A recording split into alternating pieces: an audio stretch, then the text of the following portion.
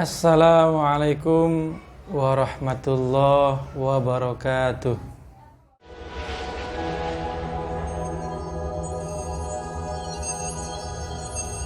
Ada 4 hal yang harus kita rubah. Ada 4 perkara arah perubahan kita semua. Pertama adalah rubah prinsip kedaulatan rakyat menjadi kedaulatan di tangan Allah, di tangan syara. Asyadatu li syar'i artinya adalah tinggalkan seluruh hukum dan sistem jahiliyah dan tegakkan hanya syariat Islam saja. Yang kedua, saudara-saudara sekalian, perubahan yang harus kita lakukan adalah rubah kekuasaan yang saat sekarang ini berada di tangan pemilik modal menjadi murni di tangan kita, di tangan umat. Inilah arah perubahan yang kedua, saudara-saudara. Arah perubahan yang ketiga adalah hancurkan sekat-sekat nasionalisme yang telah memecah belah kita semua. Angkat satu orang khalifah untuk menyatukan umat. Karena itu maka umat akan betul-betul menjadi ummah wahidah. Itulah arah yang ketiga. Dan yang keempat adalah jadikan hak tabani berada di tangan khalifah. Tinggalkan proses penentuan hukum perundang-undangan buatan manusia melalui voting. Tinggalkan. Berikan kewenangan kepada khalifah untuk mengambil salah satu pendapat hukum terkuat di antara pendapat para mujtahid yang telah digali dari sumber-sumber hukum Islam. Inilah 4 perubahan yang harus kita lakukan, dan inilah 4 pilar khilafah. Oleh karena itu, perubahan yang harus kita lakukan adalah perubahan untuk menegakkan khilafah. Itu tadi adalah salah satu cuplikan video dari salah satu kegiatan daripada Hizbut Tahrir Indonesia. Kalau nggak salah itu pada tahun 2013. Di situ salah satu pengurus DPP dari Hizbut Tahrir Indonesia menjelaskan bahwa ada 4 langkah perubahan yang sedang mereka kejar. Pertama adalah menghapus sistem. Menghapus sistem ini kayaknya pernah kita dengar kemarin. Ganti sistem. Karena apa? Karena mereka menganggap sistem kita sekarang ini adalah sistem jahiliyah. Berarti hanya mereka yang pintar. Yang kedua adalah kembalikan kekuasaan ke tangan rakyat. Wah, langsung ke arah kekuasaan berarti ini. Yang ketiga yang sedang mereka kejar adalah tinggalkan sekat-sekat nasionalisme. Inilah yang berbahaya dari HTI. Salah satu di antara sekian banyak bahaya HTI adalah mencoba menghapus nasionalisme di dalam setiap umat di negara ini. Padahal slogan kami adalah hubbul watan minal iman. Yang keempat, kata mereka, pilih satu khalifah yang akan menentukan hukum atau yang menjadi dasar hukum. Siapa khalifahnya? Pertanyaannya, siapa khalifahnya? Bagaimana cara memilih khalifahnya? Lalu siapa yang membaiat khalifahnya? Dan masih banyak pertanyaan lain lagi. Tapi itulah yang disampaikan hampir di setiap agenda-agenda besar maupun kecil dari Hizbut Tahrir Indonesia.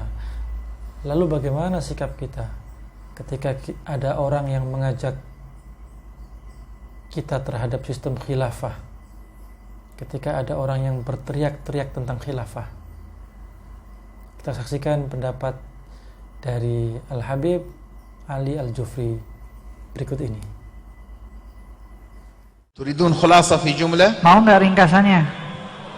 كل التنظيمات التي تكلمكم عن إعادة الخلافة لا تضيعوا وقتكم معها. Semua organisasi-organisasi yang mengajak kalian untuk mengembalikan khilafah Islamiyah, kalian jangan habisin waktu kalian ngurusin mereka.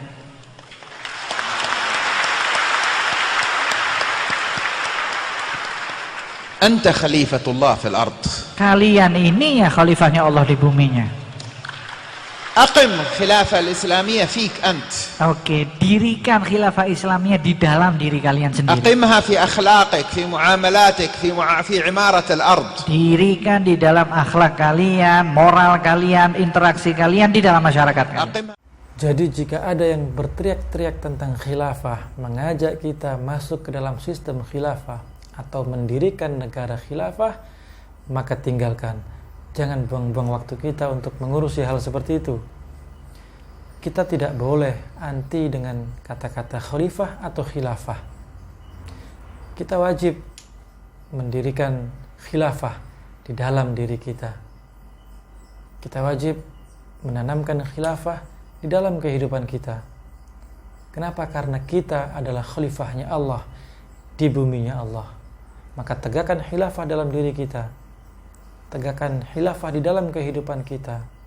Perbaiki tingkat keimanan kita. Perbaiki tingkat moral, tingkat akhlak kita. Maka insya Allah hidup dan kehidupan kita akan semakin lebih baik. Tanpa harus mengusung sistem khilafah untuk mendirikan negara khilafah. Demokrasi itu justru alat untuk menjajah kita, alat untuk meneguhkan dominasi kapitalis atas negeri ini. Nah, lalu apa alternatifnya? Alternatifnya tadi sudah disebutkan musyawarah, ya, musyawarah, mufakat segala macam gitu. Nah, kalau dalam bahasa Hizbut Tahrir lebih lugasnya itu adalah sistem Islam. Islam ini belum pernah kita coba. Beliau ini adalah salah satu petinggi atau pentolan daripada Hizbut Tahrir Indonesia.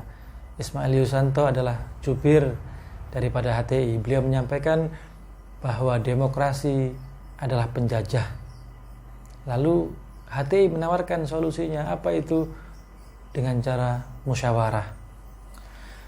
Padahal di dalam demokrasi itu isinya adalah permusyawaratan. Permusyawaratan diganti dengan musyawarah, luar biasa sekali. Lalu beliau menawarkan sistem Islam, ingin mencoba menerapkan sistem Islam. Islam kok dicoba-coba, aneh. Siapa HTI itu? Bagaimana asal mulanya HTI? Hizbut Tahrir ini didirikan oleh Syekh Taqiyuddin An-Nabhani. Syekh Taqiyuddin An-Nabhani ini kelahiran Beirut, ya, lahir di Ijzim di Palestina, meninggal di Beirut tahun 79. Nah, beliau ini mendirikan Hizbut Tahrir yang mendanai Inggris. Pokoknya aliran-aliran yang menyimpang itu biasanya kenal dengan Inggris. Mengapa donaturnya? Ya, pantaslah Hizbut Tahrir ditolak di mana-mana. Ditolak di banyak negara-negara Islam. Kenapa ada di beberapa daerah, di beberapa tempat keberadaan Hizbut Tahrir kemudian dilarang, walaupun tadi tidak semuanya sebenarnya. Karena kalau kita bandingkan dengan negara-negara yang masih memperbolehkan aktivitas-aktivitas Hizbut Tahrir dengan negara yang tidak memperbolehkan, ternyata lebih banyak negara yang memperbolehkan. Contoh misalnya Inggris tetap memperbolehkan aktivitas Hizbut Tahrir di situ. Kata Koh Felix, masih lebih banyak negara yang mau menerima Hizbut Tahrir daripada yang menolak. Tapi di antara sekian banyak, kenapa yang disebut Inggris? Yang mendanai Inggris. Apa Kiai? Yang mendanai Inggris. Apa Kiai? Yang mendanai Inggris. Oh, jadi begitu. Lalu apa yang membuat mereka itu banyak mengalami penolakan? Apa karena sistem khilafahnya? Apa karena emang sesat? Karena kata mereka, sebelum manusia diciptakan, Allah sudah tahu apa yang akan dilakukan. Saya tanya lagi, kalau memang Allah sudah tahu apa yang akan dilakukan manusia sebelum manusia diciptakan, lalu siapa yang membuat perencanaan perbuatan itu? Apa manusia, apa Allah? Kalau kamu jawab manusia, berarti kami bodoh. Kamu bodoh. Mengapa? Wong dia belum ada sudah bikin perencanaan. Kalau kamu mengatakan yang merencanakan Allah, itu namanya takdir. Cuma kamu bodoh, nggak mau mengakui. makanya kamu sesat dan menyesatkan. Ini disebut tahrir. Tidak beriman kepada takdir. Ini yang pertama. Yang kedua, Hizbut Tahrir ini tidak beriman kepada azab kubur. Padahal ini termasuk akidah Ahlus Sunnah wal Jamaah. Mereka gak percaya pada azab kubur. Yang ketiga, Hizbut Tahrir ini tidak beriman kepada Imam Mahdi. Kalau kita beriman kepada Imam Mahdi. Yang keempat, Hizbut Tahrir ini membuka keran pintu ijtihad selebar-lebarnya. Siapapun disuruh berijtihad. Loh, kalau begitu gak ada ulama dong. Kalau semuanya bisa berijtihad. Karena Hizbut Tahrir ini membuka keran pintu ijtihad selebar-lebarnya, ijtihad mereka ngawur-ngawur. Oh, jadi begitu. Selama ini kita memahami bahwa Hizbut Tahrir adalah bermasalah dengan sistem khilafah yang mereka bawa, tapi juga bermasalah ternyata di dalam akidahnya. Kita berbeda. Hizbut Tahrir akidahnya berbeda dengan akidah kita di Ahlus Sunnah wal Jamaah. Sama sekali tidak sama. Kira-kira itulah yang disampaikan oleh Kiai Idrus Ramli barusan. Saya rasa beliau tidak bohong, dan tidak mungkin beliau ngarang, tidak mungkin beliau ngawur, karena beliau orang yang berilmu, beliau orang yang alim. Sudahlah, kita sudah berbeda dalam hal akidah. Masa iya masih mau terus memaksakan diri menegakkan khilafah, menegakkan negara khilafah? Khalifah adalah kita, khalifah adalah sampean, khalifah adalah seluruh manusia yang ada di muka bumi ini. Jangan paksakan kita untuk mengganti sistem negara dengan sistem khilafah. Kalau saya sih manut sama kiai-kiai Nahdlatul Ulama, manut kepada kiai-kiai sepuh. Salah satunya adalah Allah yarham Mbah Yai Maimun Zubair. Sekarang ini zaman yang sudah tidak ada khalifah. Khalifah itu apa? Negara Islam. Negara Islam pertama adalah dipimpin Nabi, disambung dengan khulafa ar-rasyidin, disambung Umayyah, disambung Abbasiyah, disambung Utsmaniyah, jatuh tahun 1917. Sudah tidak ada negara Islam. Jadi oleh karena itu kita tahu bangsa Indonesia mayoritas Islam, tapi tidak menginginkan membuat negara Islam. Maka ketika ada orang-orang yang memaksakan dirinya, memaksakan kehendak dirinya untuk mendirikan negara Islam, untuk mendirikan negara bersistem khilafah, jangan salahkan ketika ada orang yang menyebut orang-orang tersebut dengan sebutan teroris. Kenapa? Karena memaksakan diri mendirikan negara khilafah, mendirikan negara Islam, itu adalah orang-orang yang akan menebarkan ajaran agama dengan cara teror. Susah mengumpulkan negara-negara Islam menjadi satu, itu bukan hal yang mudah. Itu adalah hal yang luar biasa susah. Dan jangan dipaksakan hari ini, jangan dipaksakan saat ini, jangan dipaksakan di Indonesia. Sebagaimana yang disampaikan oleh Habibana Rizik bin Syihab berikut ini. Tesis soal khilafah yang sudah begitu bagus, yang sudah begitu luar biasa, di dalam pelaksanaan untuk mewujudkannya, jangan kita menolak kenyataan yang ada. Artinya begini, jangankan menyatukan seluruh dunia Islam di bawah satu khilafah, menyatukan Malaysia sama Indonesia aja setengah mati. Indonesia ini disatuin sama Malaysia, wah setengah mati, sampai sekarang lagi pada berebut pulau. Pulau diperebutkan sampai ke pengadilan. Coba kita pikirkan pakai logika aja. Ini kerja mudah atau kerja sulit untuk menyatukan dua negara? Dua negara Indonesia dan Malaysia bersatu, umpamanya menjadi negara Nusantara. Saya mau tanya jujur, itu kerjaan mudah atau sulit? Enggak gampang. Enggak gampang. Lalu bagaimana menyatukan 125 negara lebih? Negara Islam di dunia saat ini 125 negara lebih. Gimana menyatukan mereka semua? Dulu Mesir pernah disatukan dengan Libya. Namanya Republik Persatuan Arab.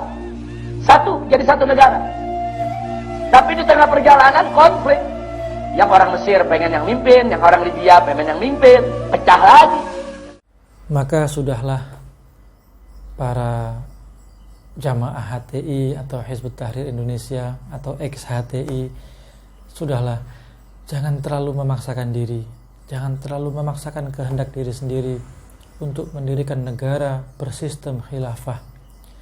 Kita ini sudah khilafah, kita sudah punya khalifah. Apa khilafah kita? NKRI berdasarkan Pancasila. Siapa khalifah kita? Presiden Republik Indonesia. Belajarlah hidup damai, belajarlah hidup tenang di Indonesia. Karena mungkin satu-satunya negara Islam di dunia ini yang masih bisa menjalankan kehidupan beragama dan juga kehidupan bernegara dengan baik, dengan damai adalah di Indonesia.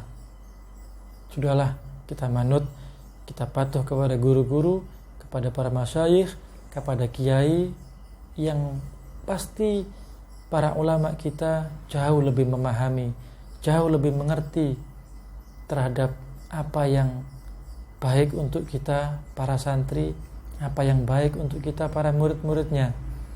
Tidak mungkin kiai-kiai, para habaib, para ulama tidak memperdulikan kita sebagai umat ini, tidak mungkin, karena beliau-beliaulah pewaris para nabi. Beliaulah yang menjadi penerus dalam mengajarkan ajaran yang dibawa oleh Rasulullah Muhammad Sallallahu Alaihi Wasallam. Hidup damai di Indonesia. Indonesia, NKRI, Pancasila dengan kebinekaan dan berdasarkan Undang-Undang 1945. Kita manut kepada ulama, kita manut kepada kiai. Tidak ada negara Islam itu sing apik munggo kula kaya sini Indonesia. Niku anak kula sing teng Mesir sampeyan takoni. Nek wayahe Maghrib buta bar-baran niku ora roh salat, rame brengok-brengok ora karuan. Kene sungkan. Kaji ya paling banyak. Karena apa nih sama nangan? Sekarang pendidikan niku apik. Tidak ada negara ono pendidikan agama tok diakui sebagai pendidikan yang disetarakan. Gen kula niku mau agama tok disetarakan. Sampai ono Mahat Ali, sampai diakoni secara sanawiyah, secara aliyah. Gak enak negara digoleki sak donya, gak ada kayak Indonesia. Pemeneh saniki ketinggal di mana-mana. Dulu pakai rok, saniki pakai jilbab kabeh. Teman dilak negara yang jilbab. Delok ning Aden iku lho, nggone Yaman. Campur lanang wedok. Ora karuan. Jadi Indonesia yang sudah kayak begini ini dijadi panutan. Delok kapan ono negara Islam mesti geger. Tapi Indonesia yang umat Islam macam-macam tapi masih bisa dikendalikan. Niki kula kepingin Indonesia yang sudah menjadi panutan negara-negara Islam yang lain ini supaya dilestarikan sampai nanti tok Indonesia ini jadi baldatun thayyibatun wa rabbun ghafur. Ana wong kok kepingin gawe negara Islam kok ora ngerti negara Islam khalifah. Coba setelah nggak ada khalifah, apa ada? As-sariq was-sariqatu faqta'u aydiyahum, nggak ada. Lah khalifah wis papat. Khalifah Khulafaur Rasyidin, diganti Khulafa Bani Umayyah, diganti Abbasiyah, terakhir Utsman. Pun 4. Saiki papat wis gak ono, kok ape gawe neh iku temu tiyang perkara. Iku artine wong sing teroris iku pancen bener. Jadi wong kepengin gawe negara iku pancen kelompok teroris, kelompok radikal. wis iku mau turuti innalillahi wa inna ilaihi. Mudah-mudahan sebagaimana kata beliau, Indonesia akan segera menjadi baldatun thayyibatun wa rabbun ghafur. Damailah Indonesia, jayalah Indonesia. NKRI harga mati. Assalamualaikum warahmatullahi wabarakatuh. Jangan lupa klik tombol subscribe sekarang.